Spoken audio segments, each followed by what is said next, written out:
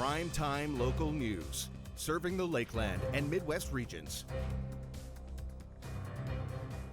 Hello and welcome to Primetime Local News. I'm Astarta Lazo and thank you for joining us. A needs assessment for Lloydminster's healthcare services and facilities have been awarded by the Saskatchewan Health Authority to a consultant out of Vancouver. The assessment will look to find areas of Lloydminster's healthcare that are lacking compared to other communities of similar population. Well, it took a letter campaign a couple of years ago and from the community, and I thank the community for doing that and participating in that campaign because it worked. We hit the ministries at the right time. So the consultant was awarded to do the work out of Vancouver called Cornerstone, and it's deemed to be completed in about towards the end of this year, 2025. Much of the assessment will take place virtually through interviews with various local communities, but will also include an in-person look at Lloyd's healthcare facilities, including Jubilee Home and the hospital.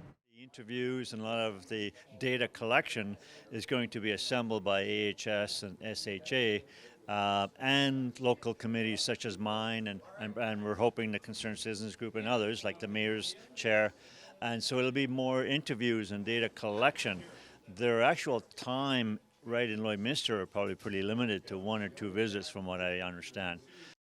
Paul Richer of the Lloydminster and District Health Advisory Council believes that if the consultants do their job correctly, they will identify the shortfalls in Lloyd's primary health care and other services. A local energy worker and yoga instructor is helping people reconnect with themselves through a unique mix of classes, all while balancing life as a mom with triplets.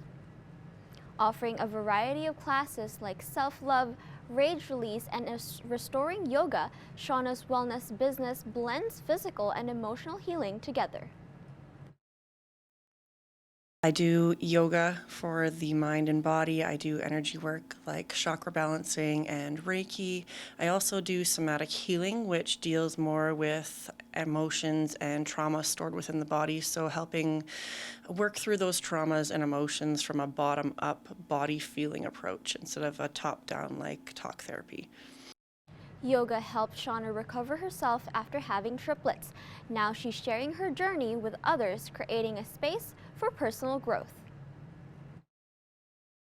It started with my own personal journey. I have triplet boys and had postpartum depression after I had the triplets, and yoga was one of those things that I got into to do something for myself to start feeling like a person again. If you are looking for a way for self-healing and growth, then Shauna's classes are for you. Lloyd Comp High School this year is putting more effort into the trades program they offer. In this week's Beyond the Classroom, we see a new trade program specifically designed for grade 10 students. Lloyd Comp is looking to foster an appreciation for the world of trades for the younger students at the high school. The survey course is an introduction to 3 different trades the school division feels need to be highlighted. So our survey course, it's 3 parts, welding, sheening, and small motors. I teach one part, I teach the small motors portion, where we fully take apart an engine. We teach the kids how it all works, how it goes back together, and then hopefully at the end it runs, and it usually does. Staff at Lloyd Comp hope this course sets a base for the students, encouraging them to sign up for the higher-level trades programs the school is currently offering. They can go further into our higher courses, our 20 level and our 30 level. So small motors would take them into a mechanics 20, mechanics 30, where they would do full engine disassembly, full vehicle maintenance and repair. For the students, some are there to learn new things, while others want to improve the skills they already have. I really like it because the teacher's great. He really helps us learn about it. Working on motors. I'm into dirt biking, so I thought it'd give me a good understanding of how the motors actually run and work. The goal of the program? Have more youth interested in the prospect of pursuing a trade for their career. So yes, they work on a small motor, but we also bring in a lot of projects, motorcycles, classic cars, and we try and, at the very least, get the interest going and foster that into further careers. And that's all for this week's edition of Beyond the Classroom. Attend program info sessions on Friday, March 7th at Lakeland College's Vermilion and Lloydminster campuses. For details and to RSVP, visit lakelandcollege.ca/info sessions. We'll have more primetime local news after the break.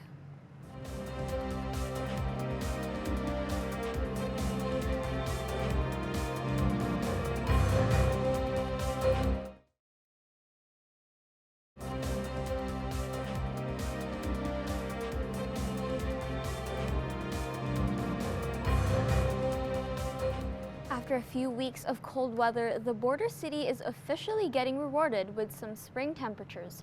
Our Jackson Fontaine caught up with a global meteorologist to see if this warm weather will hold up. I'm happy to be joined here today with global meteorologist Peter Quinlan. So Peter, thanks for joining me. Yeah, thanks for having me, Jackson. So first of all, what was your reaction when looking at the weather forecast for this week? Initially, because we came out of that cold spell, I was like, yay, it's not minus 40 anymore. But then I was a little sad because I do like winter and skiing, and it just seems like sometimes the winters are a little shortened these days. But I think overall, we just have to deal with it. So I was like, okay, I guess this is what we're going to deal with. And it looks like it's going to stick around into March, too. Wow, I'm surprised you said that because I know a lot of people despise winter. That is true. They seem to last long sometimes. Is there any chance this warm weather stays and we can kind of say winter is officially over? It looks like we're going to see these warmer than normal and even above freezing temperatures sticking around for the next little while. We'll probably see them actually linger in through the first weekend of March into next week. But then probably midweek, we're going to start to see the daytime highs slip back below freezing.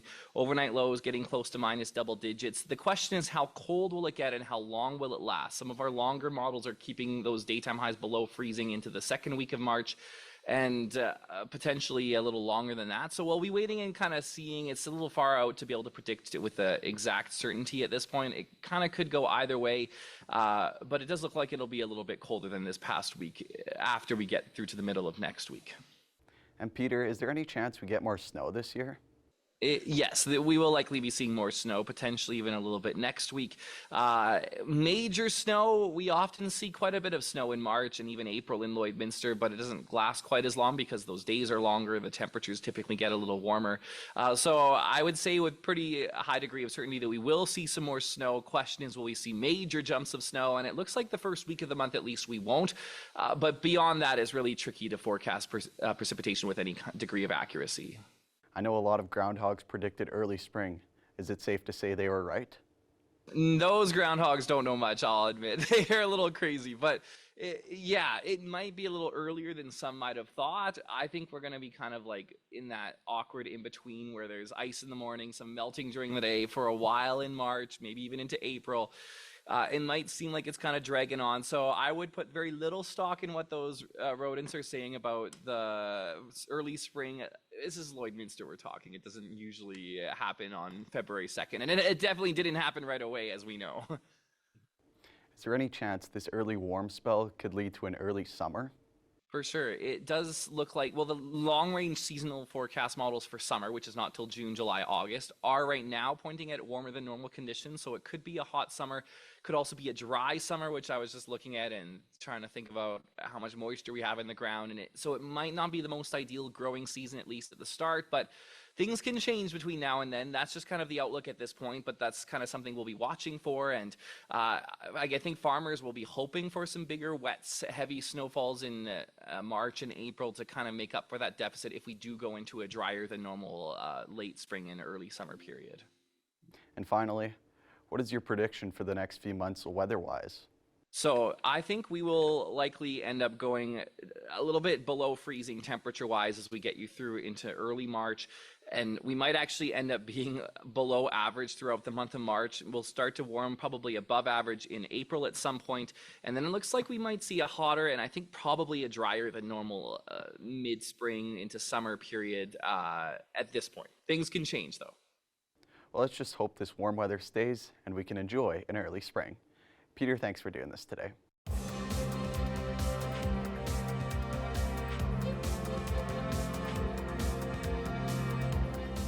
The Lakeland Rustlers men's basketball team's regular season has finished, and they are now off to ACAC championships.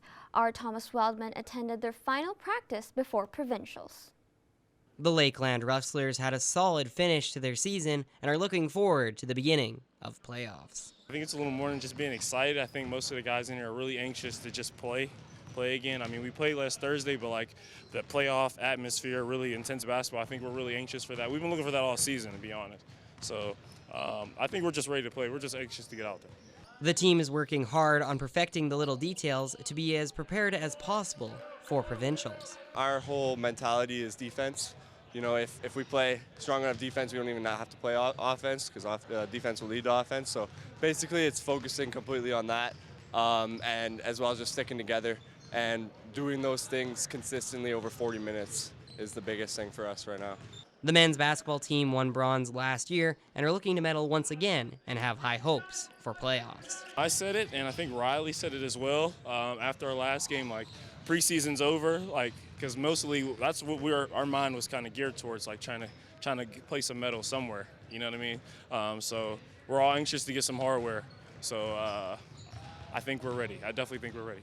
The Rustlers' first game will be against the St. Mary's University Thunder to start off the tournament on Thursday. Thomas Wildman, Primetime, Local News.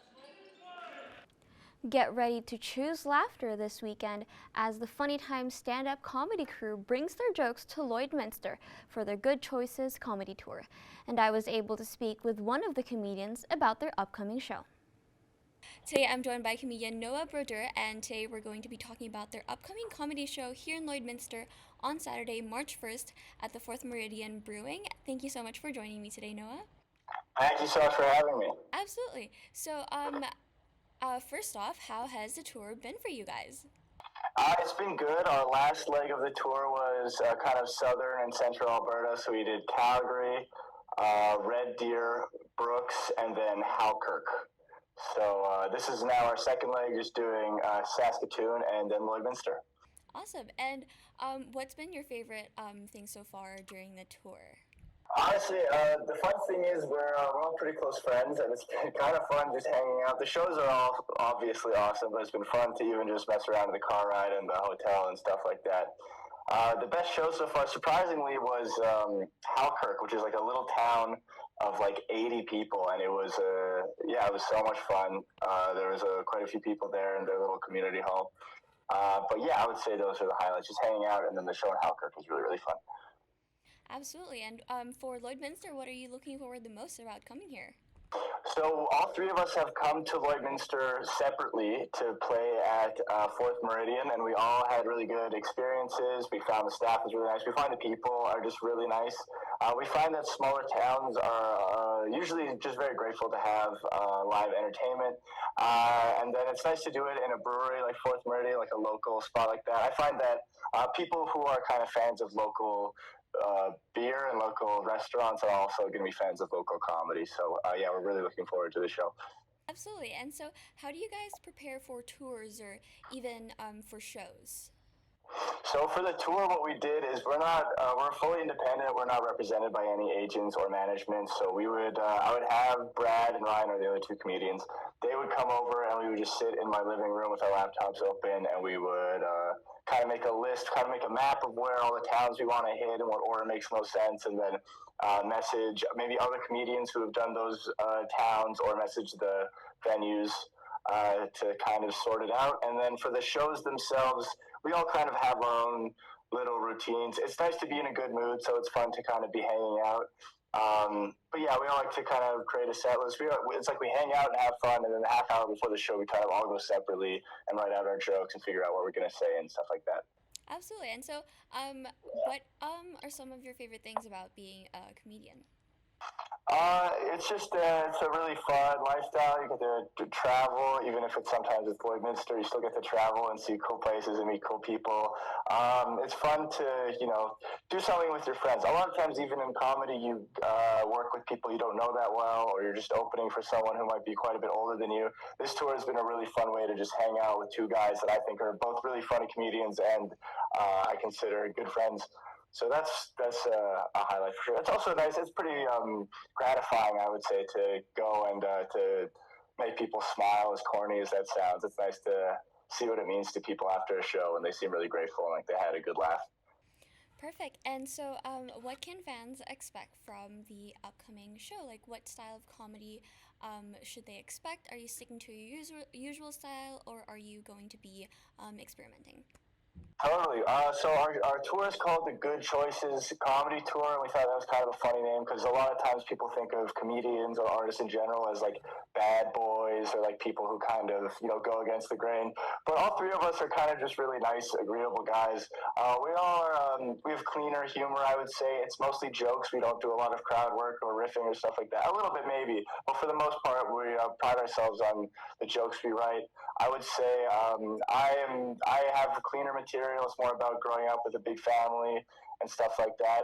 Brad is one of the other comedians. Brad Samatuk is very, very funny. He focuses more on his upbringing as well. His dad's a policeman, and he talks about that quite a bit. Ryan is kind of the headliner of the tour. He's the most acclaimed. He's been on CBC and he's been on the Melbourne Comedy Festival a couple times. He's a very strange guy. He has a speech impediment, which he talks a lot about, and it's very funny. He has a split tongue, which he did on purpose. He also lives in a van, which is not a joke. He bought a van and completely renovated it, lives van life, and he draws from that experience, which, as you can imagine, is really, really funny. So we're all kind of drawing from our lives. It's a lot of stories and jokes. Yeah. Is there anything else that fans should be on the lookout for after this? I would say please buy tickets to our show. It's on Saturday, and if you want to keep in touch with us, you can follow us on social media. Maybe I can send you all of our separate social medias if I can remember. I think I'm at Broder Noah. Brad's handle is at I Hate Brad, and then Ryan's is Ryan B Short. You can follow us on there.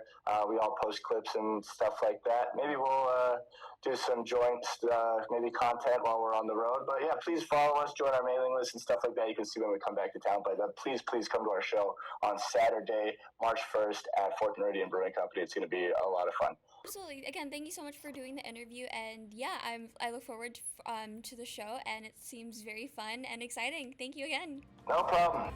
Thank you for watching Primetime Local News. I'm Masart Delazo, and have a great rest of your day.